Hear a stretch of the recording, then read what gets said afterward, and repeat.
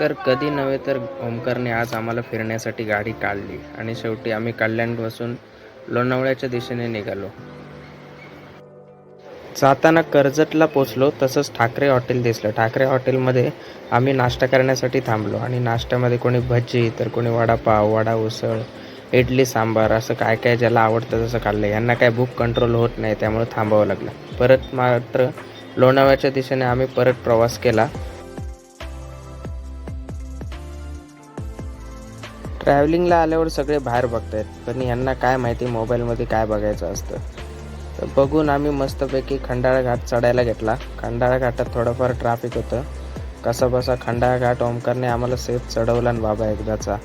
आणि आता वरती येऊन आम्हाला परत लोणावळ्यात ट्रॅफिक भेटली. आता ट्रॅफिकमध्ये काय करणार, तर मगनलाल चिक्कीत गेलो, चिक्की घेतल्या. नंतर तर तुम्हाला माहिती आहे ही लोणावळ्यातली काही स्पॉट आहेत, तिथे आपण मस्तपैकी फोटोशूट केला. सगळ्यांनी थोडंसं थांबलो, आजूबाजूचं बघितलं.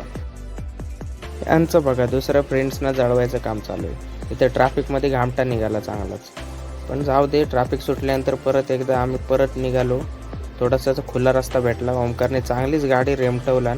खूप मस्तपैकी गाणी ऐकत ऐकत असंच आम्ही पोचलो कारला गावच्या कमानीजवळ आणि पुढेच आम्हाला एक ब्रास बँड भेटलं.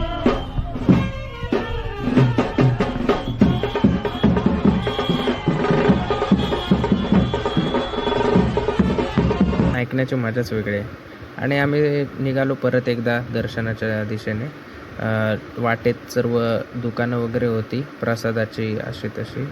आणि आम्ही परत एकदा सॅटर्डे असल्यामुळे एवढी गर्दी बघून परत बोललो आज तर वाटच लागली. पण गडावरती पुन्हा एकदा ब्रास बँड होता. मग परत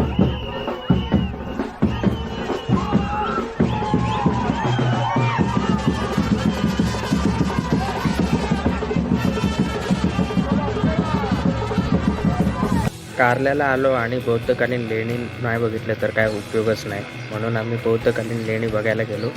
या व्हिडिओत आपण बघू आम्ही लेण्यांमध्ये काय काय बघितलं आणि तसंच वरून कसा व्ह्यू दिसतो मंदिराचा ते पण दाखवलं आहे.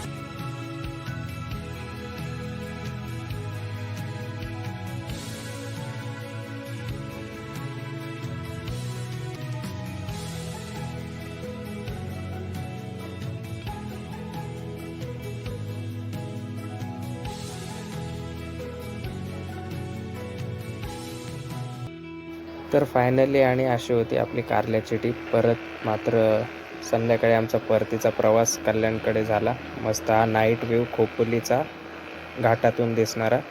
घरात सर्व सेफली पोचलो. ओमकारने नशीब आम्हाला पोचवलं. Thank you very much.